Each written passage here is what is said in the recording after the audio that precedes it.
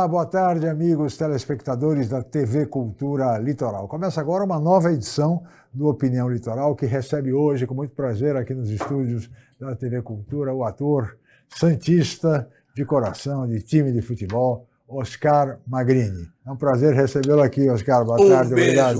Muito prazer é meu bater esse papo aqui para o da Opinião. Que bom, deu certo, né? Deu certo. Peço desculpa pela minha voz. Viagem, avião, carro, ar-condicionado, chuvinha em Santos, vem e volta, não tomei cuidado, mas está tudo certo. O Magrini está em Santos, veio aqui votar e também lançar o lançamento de um novo filme. Nós vamos falar sobre tudo isso no programa. Roberto Mohamed, nosso comentarista, também presente. Obrigado, Roberto, pela presença. Obrigado. Muito bem.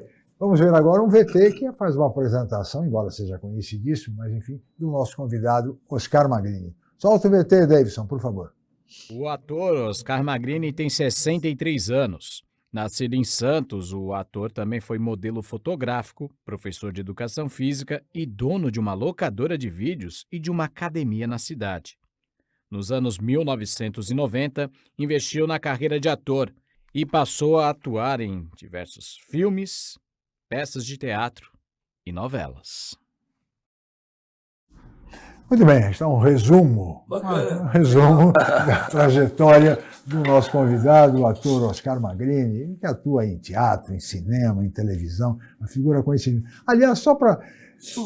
Você tem preferência para atuar, por exemplo, no teatro, ou no cinema, ou na televisão? Então, passou muito rápido aí, mas olha, eu já estou na pista faz tempo. São ano que vem, 35 anos de carreira. Com 40 novelas, com 16 peças e 22 filmes. Então tem bastante coisa, graças a Deus. Eu comecei, e respondendo a tua pergunta, prefiro teatro, cinema e televisão. Nessa ordem. Comecei em 90, com Uma Ilha para Três, direção de Gianni Ratto, em São Paulo. John Raptor Reis, Matilde Mastrangelo, era a primeira dama da companhia e produtora. Em 90. 91, meu primeiro longa do Guilherme de Almeida Prado, Perfume de Gardênia. Em 92, a minha primeira novela na Globo, que foi Deus nos acude, em 92. E desde então, graças a Deus, eu nunca parei. Nunca mais parou. E até hoje tem que trabalhar. Porque eu amo. Eu não digo que é trabalho. Você vai trabalhar? Eu falei, eu vou fazer o que eu gosto. Não? Olha só. Amém? Que trajetória, não, Roberto? Magrini, a gente já recebeu aqui o Nuno Léo Maia, que é um ator que te precedeu. Ele é de uma geração anterior, o Neila Torraca. E tem também os que vieram depois, como o Dalton Vig, que não é de nascimento, mas foi criado em Santos dos 5 anos, Paulinho Vilhena. Beth Mendes. Santos teve, sem falar do Plínio Marcos. Que é o grande ator Plínio Marcos, exatamente, santista. Santos teve duas ou três gerações de pessoas que não só atuando ou cantando, como, por exemplo, Rubens Evald, crítico de cinema, que saíram daqui, fizeram o Charlie Brown, fizeram uma carreira quando tiveram a coragem de subir a serra e começar a enfrentar. Por que a gente sempre tem, e às vezes você vê caras com enorme talento, eu sempre dou o exemplo do Julinho Bittencourt, que não tiveram a coragem de subir a serra e acabaram não deslanchando, mesmo tendo talento para isso. Essa proximidade da gente com a capital é o que impede a gente de ser um núcleo cultural que se basta? Olha, você falou engraçado, subir a serra. Eu subi a serra, mas antes de ser ator, eu me formei em educação física, era na FEFES ainda, hoje o MIS, né? Claro. Em 82. Aí eu dei aula no Saldanha, montei toda a academia de ginástica do Saldanha da Gama. Fiquei 6 anos como professor. Montei uma academia em frente ao Caixara com a Lica, onde eu fazia a musculação estética. Era modelo. E antes de tudo isso, eu trabalhei na Sabesp. Então, você falando na Coragem, que é o Núcleo Santista, aqui eu digo que é um celeiro de atores, de atletas. Muita gente de Santos foi para o mundo. Assim, não só subiu a serra, mas foi para o mundo. Pegou o avião e foi. Então, eu batalhava. Eu, para chegar, falei, quero ser ator, me formei em educação física, fiz pedagogia excepcional, porque eu estava judô pelo Santos, mas aí eu parei. E o bichinho do teatro foi morder depois, porque eu tinha academia de mágica, locadora de vídeo, videoteca, onde hoje, na Euclides da Cunha, existe o Espaço Cultural Oscar Magrini, que quando eu fiz 25 anos de carreira, vou fazer 30, vai fazer 10 anos, que o José Caculé, que é o presidente da Sociedade de Melhoramentos do bairro da Pompeia, fez uma homenagem àquela casa inteira, onde eu tinha 11 anos quando meu pai comprou. Hoje é a Sociedade de Melhoramentos do bairro da Pompeia, e é o Espaço Cultural Oscar Magrini. Então, eu fui atrás, bicho. Eu vendia academia, locadora de vídeo, ensaiava 12 horas por dia no Boi Voador, em São Paulo. Tinha um Fiat Uno, onde eu dividia com 3 atores de gasolina para subir e descer a serra. E não ganhava nada. Tá ganhando experiência, profissionalismo. E em 90 foi minha primeira peça profissional, que eu disputei com 20 atores, era o modelo, tinha feito filmes publicitários, fotos e desfile nessa ordem. Eu com a cara de pau e coragem, falava, pô, a Matilde Mastrante está precisando de um ator para fazer, tem com seu cara grande e tal. João representando o Reis, vou fazer o teste. Aí o Jaci Laje, lembra até hoje que é um amigo, o senhor Magrini, né? O senhor tem o seu currículo? Meu currículo? Olha só, se você deixar eu começar a peça com a Matilde Mastrante, produção do Jaci Laje, com o Gianni Rato e tal, eu vou ter essa oportunidade. Eu sei que eu fiquei falando, ele falou assim, pra tua cara de pau, eu vou deixar tu fazer o teste, porque eu preenchi os requisitos. E eu passei na frente de 20 atores. E fiz o teste pro teatro. É como eu falei antes, teatro, cinema e televisão, já são 35 anos, faz tempo. Mas quando você foi para esse eu teste, coragem você já de tinha feito curso de teatro aqui ou não? Não. O Luiz Thomas, que foi a peça dele agora, é sábado, ele tá falando, que não que se fuma, assim, muito engraçado, de um grupo de teatro que ele faz aula. Imagina, eu comecei com o Thomas em 88, 89, dava aula no Ciro, Ivanês. Aí eu era modelo fotográfico, comecei em 85, fazia vários programas de Natal. Essa oportunidade do jornal me chamou a atenção, falei, vou fazer o teste. O não eu já tenho. Aí eu fui. E deu certo. Então eu fiz o com o Luiz Thomas aqui em 88, 89, 90, que foi o primeiro profissional. Mas fiquei um ano fazendo um Boi Voador em São Paulo. Eu tive essa coragem, subi a serra. Aí começa a carreira e conheceu o futuro esposo. Exatamente, era a primeira dama da companhia e minha patroa. E já vão, com a graça de Deus, me atura há 35 anos, olha que legal. É uma experiência fantástica. Bom menino. Aliás, no Boi Voador também. Boi Voador, do Ulisses Cruz também, de Santos. Ele trabalhava em São Paulo, tinha um núcleo preparatório lá com aquele... Ai, meu Deus, eu fugi a cabeça agora. Um núcleo lá em São Paulo. E eu comecei com o Boi Voador, porque nós podíamos, em Maia Holds, Prestígio Alemão, estudava muito, e eu não só a interpretação, mas figurino, luz, funcionamento, direção, interpretação. Aprendi muito. Tanto que saí de lá para fazer Uma Ilha para Três e deu certo. É uma coisa, você falou, tem muita gente de talento que não chegou lá. É preguiça subir a serra? Não, é oportunidade, todo mundo tem. Mas eu acredito que Deus não dá um fato que a gente não possa carregar. Vou trabalhar. Vamos para o casamento da minha filha? Eu posso responder por roteiro, sabe? Você ficava escravo, entre aspas, trabalhando por causa do roteiro. Pô, mas você não foi no casamento? Eu estava gravando, estava viajando, estou fazendo teatro. Então eu falo assim, onde você se diverte é o meu trabalho, final de semana. Dia de semana na televisão, viajando, fazendo teatro viajando. Então é uma corrida. Então, graças a Deus, eu falei, chegar onde eu cheguei é difícil, mas permanecer é muito mais difícil. Essa profissão cobra muito, né? É verdade. Né? Você tem que abdicar, inclusive, da vida pessoal. Exatamente. De certa forma, em razão da profissão. Também, por isso que eu falo que o prazer tem, você não tem mais, como assim, a questão de você andar para brigar, sair, começa a ser conhecido. Oscar Magrini. Então, a conhecido foi dos vários trabalhos, né? Porque eu digo, o Brasil é muito televisivo, onde a televisão dita marcas, regras, olha que brinco bacana, aí todo mundo compra nas 8 um brinco, um broche, porque ele estava lá. Aí, sobrando tempo e dinheiro, vai ao cinema. As grandes telas, 1.000, 2.000, tal. Sobrando tempo, dinheiro e vontade, vai ao teatro. A nossa cultura é assim. Hoje, tem bastante peça, todo mundo batalha. Muitos filmes nacionais, fazendo sucesso, não só aquelas produções nacionais, vai para o mundo. Pode ser indicada a Oscar, pode ser indicada a vários prêmios.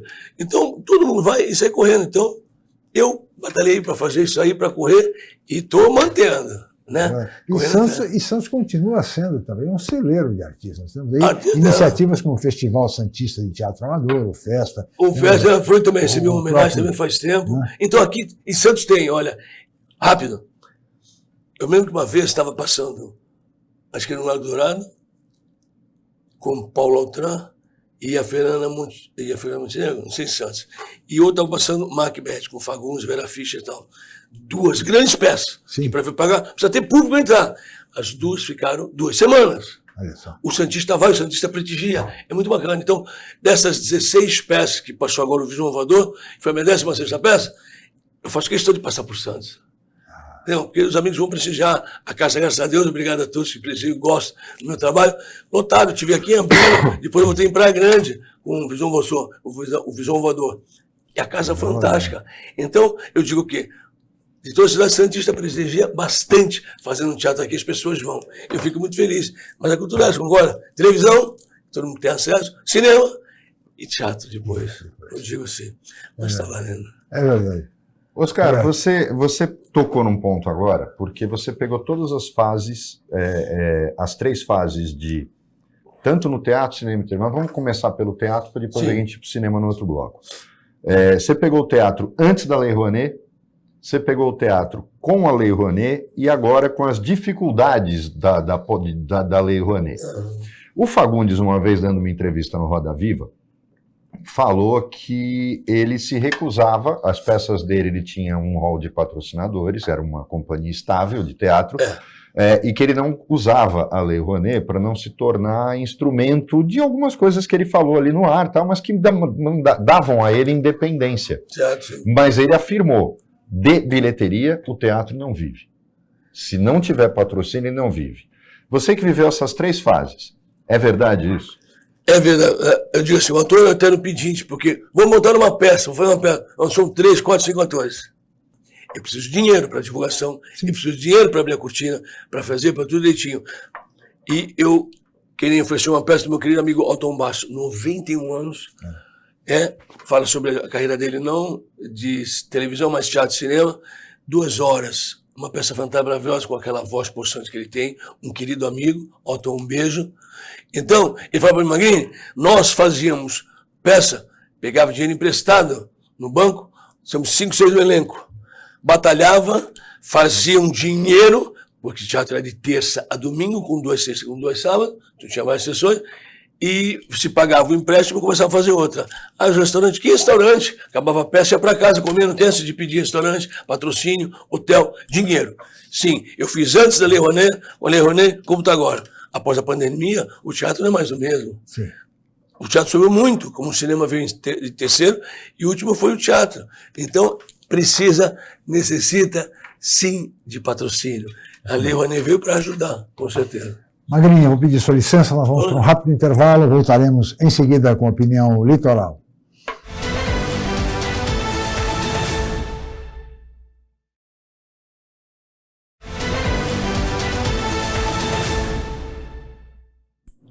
Muito bem, estamos de volta com a Opinião Litoral, que recebe hoje, com muito prazer, aqui nos estúdios da TV Cultura Litoral, o ator santista Oscar Magrini e também o advogado Roberto Mohamed.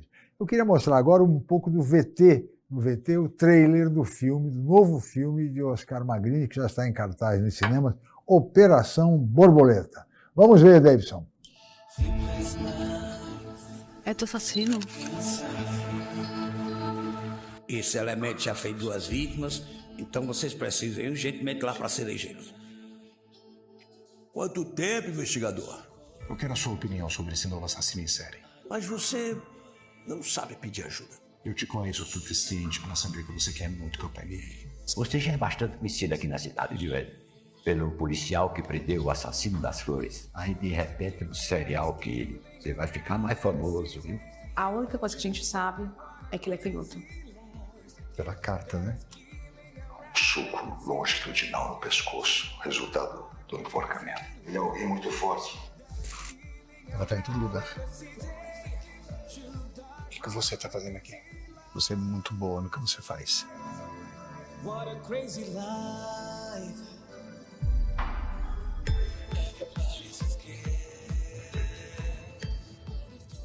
Já tá me lembrando um pouco a você. Mas faz anos que eu não piso aqui em Cerejeiros. Prometo que vai ser rápido. A gente tá perto de pegar esse desgraçado. Pega quem fez isso com ela. A gente tem que achar essa mulher. Ela pouco falava comigo. Vou pegar ela!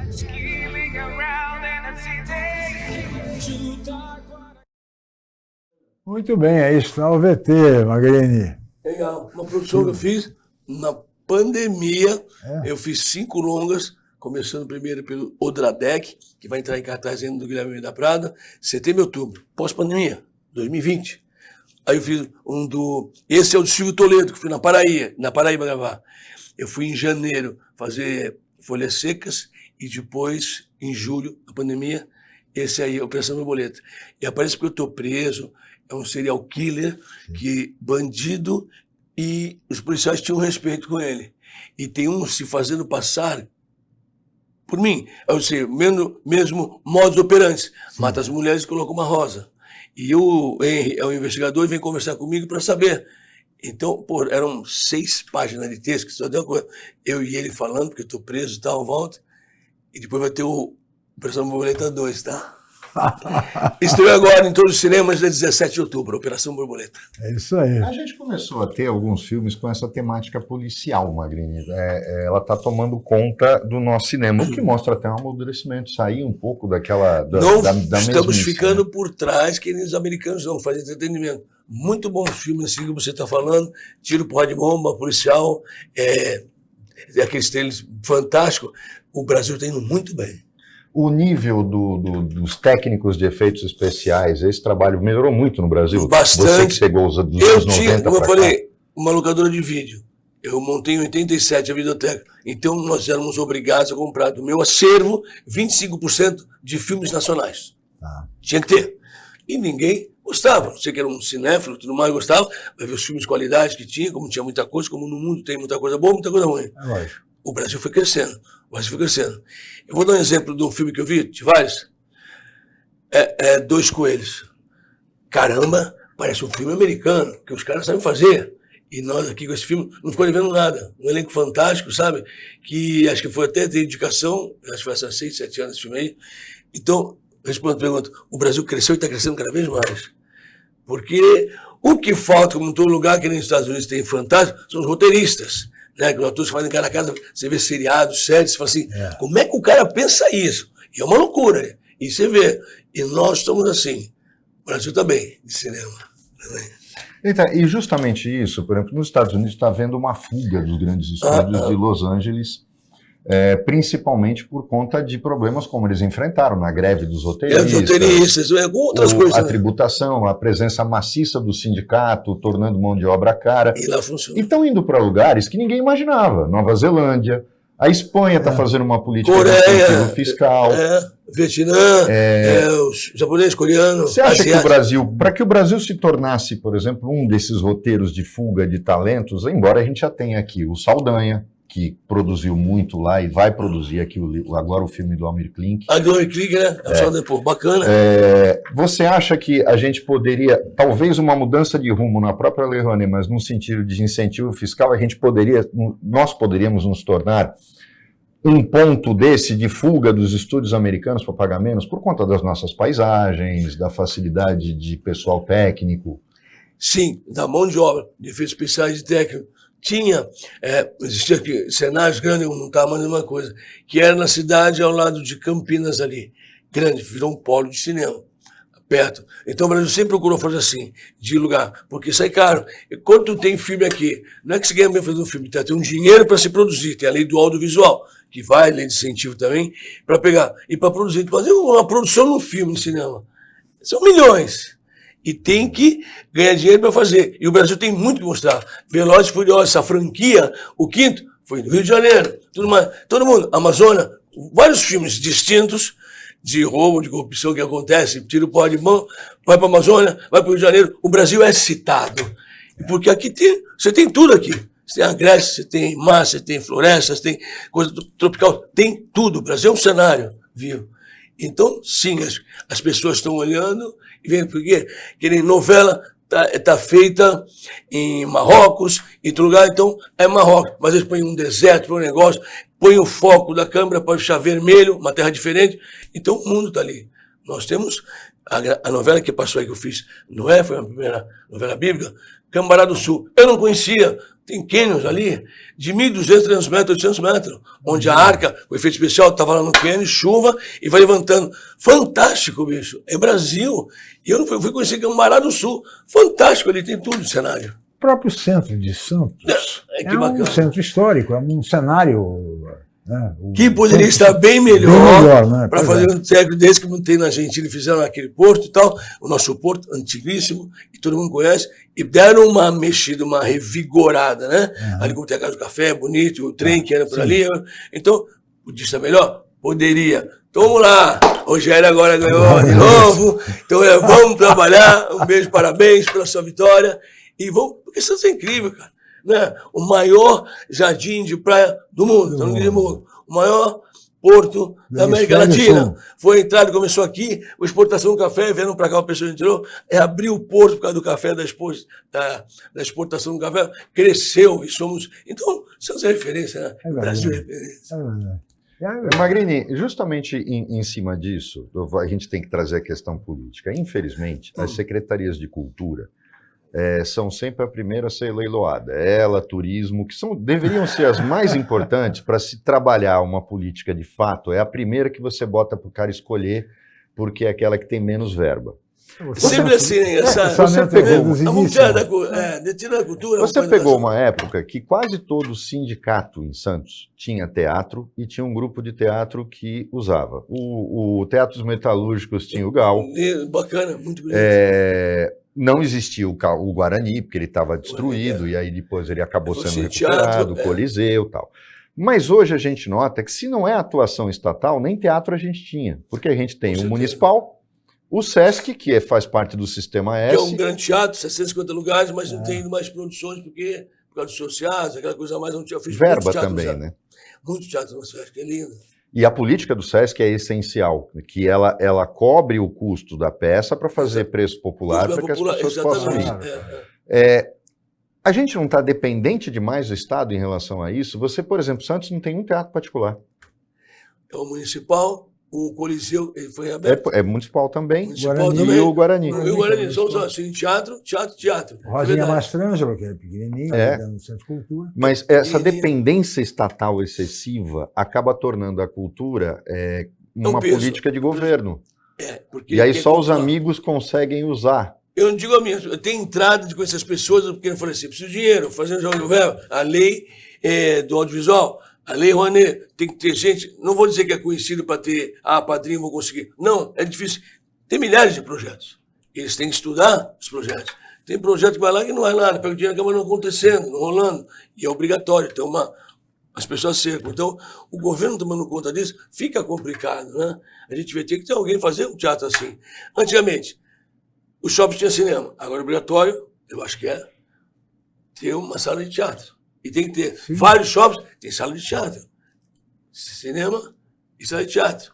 Não cine de teatro. Então, eu sei que quando o governo põe a mão para tomar conta, a gente fica um negócio pesado. Tinha que ser uma coisa assim, o teatro particular, você de um teatro, você doa para a cidade, então faz um preço bem mais em conta, aí que entra o governo nisso.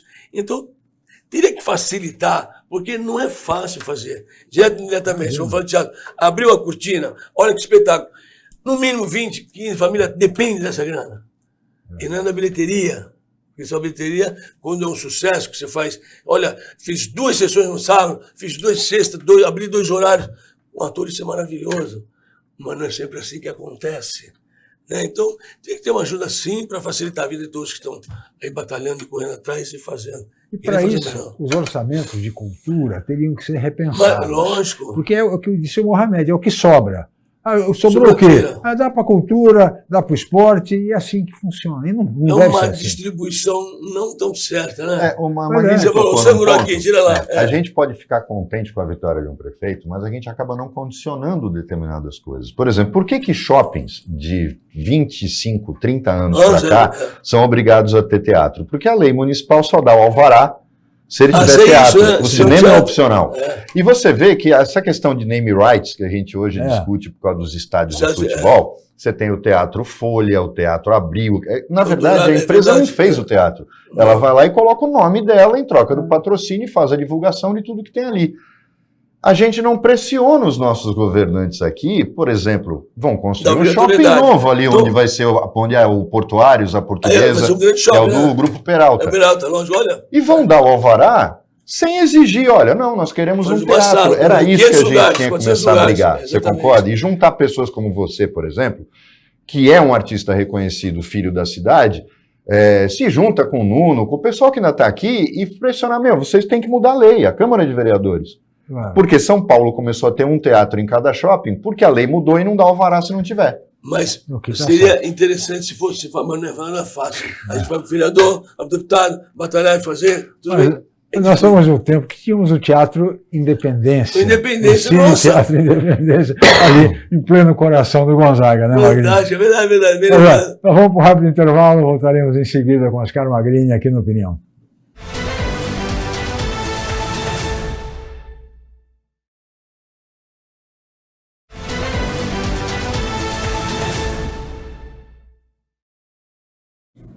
Muito bem, estamos de volta com a Opinião Litoral, que recebe hoje, com muito prazer, o ator santista Oscar Magrini e o advogado Roberto Mohamed, conversando evidentemente sobre cultura. Aproveitando o gancho que o Mohamed puxou no bloco anterior, como é que você avalia, Magrini, a política cultural do governo Lula?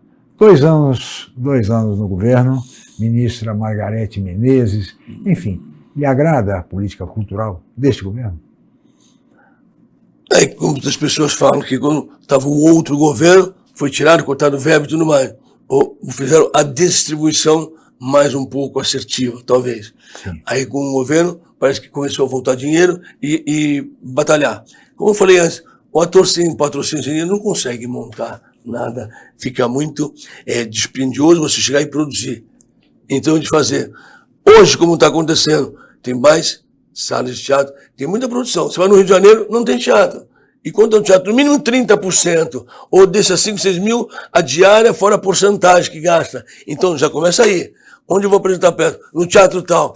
Ele pede 30%, ele pede 25%, ou tanto de mínimo por dia que se paga. Então, é que está voltando. Esse governo, o outro, é o incentivo da cultura. E como vocês falaram, está doendo, está pesado aqui, vamos tirar da cultura, vamos tirar um pouquinho daqui. É o que sempre faz. Mas a coisa parece que está acontecendo e rodando. Não é mais a mesma coisa, eu repito. Fiquei 1 ano e 8 meses com o Visão Voador, saí agora dia 15, que tenho outros filmes para fazer, viagem para apresentar prêmios internacionais, que todo ano eu viajo. Então, o meu diretor, que era o Léo Stefanini, que ele está no meu lugar agora, eu parei dia 15, a peça continua. Então, não é fácil. Que teatro que a gente vai? Procurar teatro. Está cheio, mas não está enchendo. Aí é diferente. Mas não pode facilitar? O cara vai facilitar na porcentagem. Eu tiro a diária, mas a porcentagem é tanto por dia. Tem que correr atrás, bicho. E só a bilheteria não paga. A gente está falando. Então, o que eu estou falando, tomara que libere mais grana, mais fácil, porque tem muitos pedidos, sim, de liberação de verba para poder se montar alguma coisa. Tem que ser empreendedor também, não basta ser ator, não basta ter talento. Nossa, tem que ter o talento e correr atrás. E saber um pouco de economia, porque não é fácil, bicho. Dinheiro... A gente teve agora indo para a questão do cinema, a gente está vivendo uma nova realidade hoje com as empresas de streaming entrando no mercado. Pesado. Algum desses filmes que você fez nesse período de pandemia e pós-pandemia, foi feito via streaming ou não? Todos para cinema? Todos batalhando. É como a minha mulher, a Matilde, fala assim, ou você faz no Brasil cinema pelo amor ou pelo dinheiro. Porque, geralmente, você faz porque gosta do trabalho, mas não tem muita grana. Então, tem dinheiro, mas trabalha mais ou menos. Então, está tendo, todo isso que eu fiz agora, vou fazer um seriado, nem vou comentar agora nada, e estão batalhando por uma grande empresa de streaming para fazer. A própria Globo tem o Globoplay, que também está batalhando, sim. E ela sabe que gastou uma fortuna para ter uma plataforma dessa, que não é fácil. Mas todos esses filmes, não. O do Silvio Toledo foi produção local, pegar um dinheiro fazer. Outro filme, Folhas Secas também, do Silvio Toledo. O Guilherme da Almeida Prado para fazer o Dradec, é um filme de arte, que vai lançar aí, são 4 horas e meia de filme. Vai para o Festival Internacional, uma coisa muito bacana. Eu nunca fiz nada parecido. Eu falei assim, eu vou te desconstruir para fazer esse personagem, o Dradec. 4 atores só. Um filme bacana, mas tudo de pouco dinheiro e do bolso. Porque o diretor, o filme é do diretor, quando ele acredita, o filho, né, filme dirigido por... O cara pôs dinheiro porque acreditou. Aí ele vai pegar dinheiro para poder fazer a dublagem, o som, aquele negócio todo direitinho, pagar. Nossa, é muita coisa, mas o cara faz de coração, né? A gente teve no cinema, por exemplo, aquela produção, isso faz parte da nossa história do cinema, Sim. desde o tempo da Atlântida, com o Mazzaropi, Oscarito, Da tal. chanchada Eram umas da companhias Atlântida, estáveis que faziam uma linha de filmes. Depois a gente veio com os Trapalhões, que eram os grandes produtores de cinema, que lotavam, eram os únicos capazes de lotar a sala, eram eles e a Xuxa, que veio depois.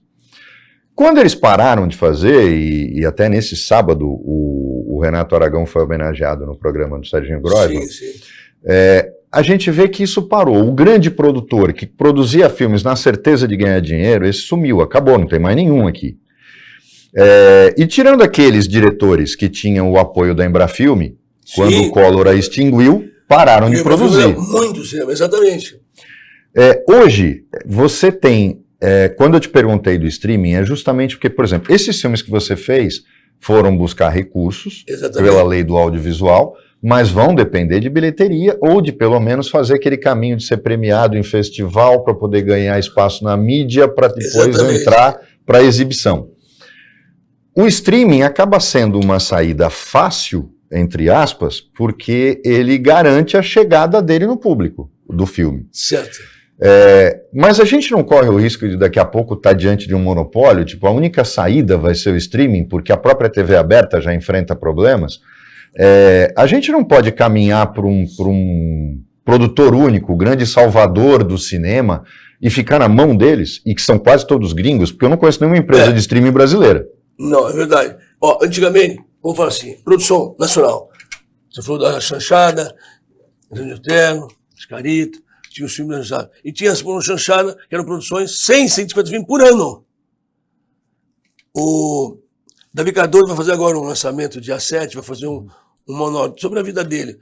Ele tinha Davi Cardoso Produções. Fez 80 esses filmes. Então, assim, vamos falar sobre um advogado que ele ia em entrevistão, as pessoas escreviam, as coisas saíam, passavam no viola, fazia pro censor, não, essa cena tira, isso tira, o filme era todo remendado, fazia tudo mais. Então, tinha as grandes produções que bancavam e davam dinheiro. E aqueles cinemas antigos, de 1.200 lugares, 800 lugares, 600 lugares. Mas tinha público. Tinha público. Anos 70, 80, tinha. Então, agora começou a fazer as produções para cinema, você fala assim, é difícil, o cara faz por rua batalhando. Pô, vou fazer um filme. Quando? Não, tá saindo. Esse filme demora, gente, mas ele tem a vontade, mas falta o dinheiro. E antigamente fazia 100, não estou mentindo, não. 100, 140 filmes por ano o Brasil fazia. Existia aqui, mas eram os produtores. Pum, pagava. Eu via pela locadora de vídeo, Europa Filmes, no Natal, era tudo, era do Alex, que ele produziu, já faleceram, um produtor de cinema. Os caras, os grandes, tinham dinheiro, pagavam para fazer o cinema, fazer o filme. Parece que era mais fácil. Ia recuperar na bilheteria porque e ficava aqui assim, 15 dias de cartaz, 20 dias, hoje era muita gente. Hoje fica 3 dias, já sai do... E com gente enorme, com grande produção, uma semana. Mas já acabou o filme, já, uma semana. Tu quer ver, já saiu. E vê aqueles blockbusters, aquela coisa grande que tem 1.000 salas, 2.000 salas, e eles fazem isso. Só mágica. Antigamente até a sessão da meia-noite do Cine Rock. Tinha meia-noite, engraçado, né? E tinha no teatro também, Sessão Maldita, que era meia-noite, que saía para os colegas poderem assistir. Sessão Maldita, que era meia-noite também no teatro. Magrini, você assistiu, o que você acha desse Eu Estou Aqui? A vida do deputado Rubens Paiva. Eu não assisti, não assisti. Rubens Paiva aqui de Santos. Mas é interessante também a vida de pessoas que aconteceram, fizeram história, né? Tem um nome pesado até hoje, do Rubens Paiva, que fez, mas eu não assisti, não. Eu não assisti ainda. É um filme muito bem. Como é que foi? São boas, né? Você sentiu o efeito da censura? Muito? Ou não? Já pegou ela no fim? Já peguei no fim. Como eu te falei que esse filme Porno Chanchada era Porno Chanchada, porque era a Chanchada da Atlântica, comédia para se fazer. E via as pessoas que compravam e que se alimentavam, viam esses filmes, né? Então... Mas eram mais inocentes do que a novela das 9 da Globo. Queria Praça Alegria. Não, era ele, te juro. Mas era inocente. Carlos Imperial. O Carlos Imperial. Porra, mas engraçado isso aí. E não tinha censura. Onde... Eu estou falando por Chachá, porque eles faziam muito, produziam muito. Então, feito o filme, 2 censores, 3. Passa o filme. Não, isso não tá. Ele falou sobre o quê? Não, isso tira. Não, isso tira. Eles passavam para os sensores. Depois do filme tudo retalhado, põe na moviola, montava, olha o filme bacana. Eu não peguei isso, eu comecei a filmar em 91. Então, e a classificação livre, 16, 18, antes era 18 anos. Aí tem a livre, 14, 12, é pela censura. Hoje em dia, filme de 14 anos aparece cada coisa que com 18 não podia aparecer. Então, foi baixando, né? Essa é a realidade. O cinema. Meu Deus do céu. No passado, sensacional. Mas sempre foi a sétima arte, né? Sempre foi a grande. É o que eu falei. Que as pessoas iam, o lazer das pessoas era ir ao cinema. Vou assistir um filme. Quem não tinha muito dinheiro ia para o cinema, né? Quem tinha um pouco mais ia para o teatro, enfim. Mas era isso. É o que eu falei. Teatro, televisão, cinema. Que as pessoas, cinema e teatro. O que é mais caro? Fica diferente. Vamos pro teatro. Uma noite de teatro. Aí vamos jantar. É mais dinheiro. Vamos pro cinema, já tem a pipoca, o negocinho e tal. E televisão em casa, de graça, tu assiste tudo mais lá. Era baratinho, né?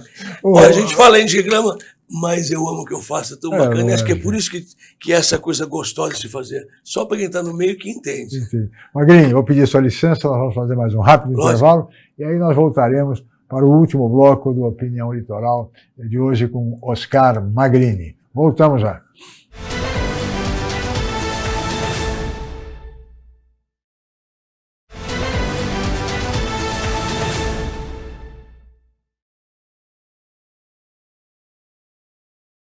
O Litoral, que recebe hoje, com muito prazer, aqui nos estúdios da TV Cultura, o ator santista Oscar Magrini, ator de teatro, ator de cinema, ator de novelas de muito sucesso. E neste bloco, acho que a gente podia falar um pouquinho das novelas, né? Cinema, teatro. Você fez quantas novelas mesmo, Então, Magrini? eu fiz, a gente conta por que 40 com 34 anos de carreira, fazendo ano que vem 35. Porque tem novela, você faz 2 meses 3 meses a outra, 8 meses a outra, e os anos vão se encaixando, então chega a fazer 2 novelas por ano, 3 novelas, participação de 2 meses você conta lá, né? Claro. Então, são 40 novelas. 40 novelas, não aí é junto fácil. muito, se eu fazer as contas aí, 16 peças e 22 filmes. Olha Pode ver, Wikipédia aí, tá no Google aí, Oscar Magrini tem bastante, graças a Deus. Tem uma filmologia bastante, tem um site também para entrar, oscarmagrini.com, que entra lá para fazer o site de todos os meus trabalhos. Foi muito bom, eu fico muito feliz, sabe? Porque quando a gente ama, que nem você tem um trabalho, está sempre sorrindo, está sendo entrevistado, o programa continua, que eu tenho desse porque gosto. Então, é gostoso demais quando a gente tem um emprego e tem um trabalho. Claro. O emprego que vai lá, obrigado a fazer, eu estou trabalhando naquilo ali, mas o meu é prazer. 40 novelas. Você pegou o período em que a Manchete ainda existia. Não, eu entrei. Será? A Manchete, ela começou aqui em 87, 88. Pegou por 90. Aí na década de 90 é quando ela chega ao auge com Marquesa de Santos, Pantanal. Que foi do Benedito. Dona Beija. Dona Beija foi assim que fez mostrando social. E tanto ela tinha uma qualidade diferenciada, e ela abriu o mercado de trabalho, porque eram 2 grandes emissoras, né? Uma administrada irresponsavelmente e acabou quebrando, mas eram 2 grandes emissoras fazendo produções de qualidade e competindo acirradamente. Mas aí depois veio o SBT com aquele núcleo que deveria ter montado de dramaturgia, que muitos atores vão assim, ator da Globo, a gente sabe, né? Que é da Globo, que é do SBT, ele tinha um grande banco de dramaturgia de elenco, mas como ele não gostava de novela, acho que é assim, porque eu digo que tinha, porque eu fiz Mulheres, As Pupilas do Seu Leitor, fiz Sangue do Meu Sangue, começou fazendo lá com o Autopasse, né? E para lá foi na segunda, depois da minha. E tinha um banco de dramaturgia de atores fantástico. O SBT não segurou, não quis. Era a vontade dele mesmo. O Silvio preferia trazer. Ele começou a onda das novelas mexicanas. As mexicanas. É verdade. Aquele horário era novela mexicana. A Globo produzindo, a Record também. O SBT gostava muito, aí fazia as coisas. Chaves, até a Bandeirantes fez novela. Eu não cheguei a fazer. Foi a única emissora que eu não trabalhei fazendo novela. Eu fiz SBT, Record, Globo e em Portugal também. Que passava por aqui. Agora você puxou o gancho que eu vou chegar lá. A Globo, ela se viabilizou quando ela começou a exportar as novelas. E pagando muito pouco para os atores que faziam. Era uma ninharia o que ela pagava para os atores pelos produtos que ela vendia. E isso é uma coisa histórica. O SBT também fez a mesma coisa, porque vendeu novelas. direitos conexos. Até hoje é seu. A Globo, se eu não me engano, que vem de paciente, posso estar falando bobagem, passei em 92, 94 países. Eu já me vi falando em russo, ele falando italiano, falo muito bem italiano e russo e tal. E as novelas são conhecidas porque a Globo vende para muitos países. Até hoje cai dinheiro, direitos conexos. Porque acho que é 5% do total dividido no seu tal, e todo mundo ganha. Então é um dinheiro pequeno, mas eles pagam e vende e ganha dinheiro, né? Essa centralização na Globo, o Brasil acabou se tornando um país em que nós somos do tempo que tinham 200 bancos no Brasil e hoje a gente tem 5. Os grandes vão comer não tem mais concorrência. Não tem, é verdade. E a TV, a Globo ficou isolada. Por mais que os outros tentem morder a perna dela, quando a Manchete, a Tupi primeiro foi para o espaço, depois a Manchete foi para o espaço. Balançou com o Pantanal, balançou com outra, que a Globo falou, opa, peraí, tinha-se produção de qualidade. Atores também conhecidos, não é com ela, mas sempre foi aquele, a Globo, SBT e Record. Ou SBT, Record, SBT, mas a Globo sempre distanciando. É uma grande qualidade, cara. Ela faz a verdade. É isso que eu ia te colocar. Você que trabalhou na Record, e recentemente você fez novela lá Gênesis, também. Existe uma para o ator, porque a gente vê muita gente saindo, não só atores, mas jornalistas, narradores, saindo da Globo. Vai para uma outra emissora. Vai para uma outra emissora, depois acaba rezando para voltar. Há uma diferença realmente de tratamento na convivência ou, na verdade, é tudo moedor de carne? Não é moedor de carne. A Globo é uma potência. E ela ficou na frente, está na frente há muito tempo. Eu trabalhei na Globo, na SBT, na Record. É uma grande família. Quando eu fui para o SBT fazer as pupilas em 94, por isso, Heitor? Não, 94, 93, 94. Teve o 14º salário. Falei, o que é isso? Porque era o 13º e um incentivo que o Silvio dava. E ali era uma grande família. A Globo também é uma grande família, mas parece que é muito maior, porque todo mundo vê, a qualidade é diferente. Você vê a novela na Record, na Globo, na SBT, o padrão de qualidade. E quem faz a Record? Diretor que trabalhou na Globo, figurinista, luz, diretor de luz, diretor de som. A Record pegou todo mundo na Globo. Atores da Globo, foi uma vazão grande, assim, uma migração grande que saiu da Globo. A partir de 90, foi 2000 que ela falou que ia fazer em 5 anos, ia crescer e tudo mais também. Foi em 2004 que ela começou a vir. Saiu aquela migração de atores, diretores, autores, figurinistas, direção de fotografia, tudo para a Record. E fez trabalho bacana de qualidade. Mas o padrão é alto lá na Globo, que a gente faz.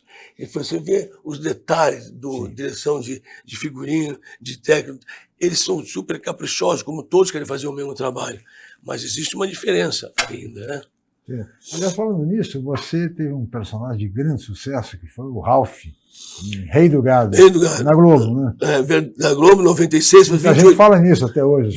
Deus vai ser Rei do Gado, eu brinco, vai ser sócio dele.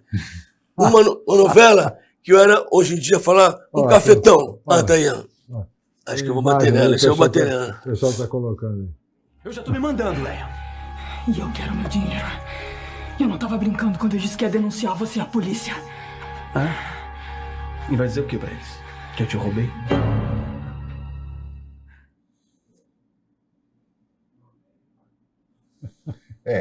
A gente nota que a qualidade de imagem já é diferente, né? O cuidado técnico de troca de cena. Você põe 3 televisões, você olha a Record, a Globo, a SBT, você sabia onde que era.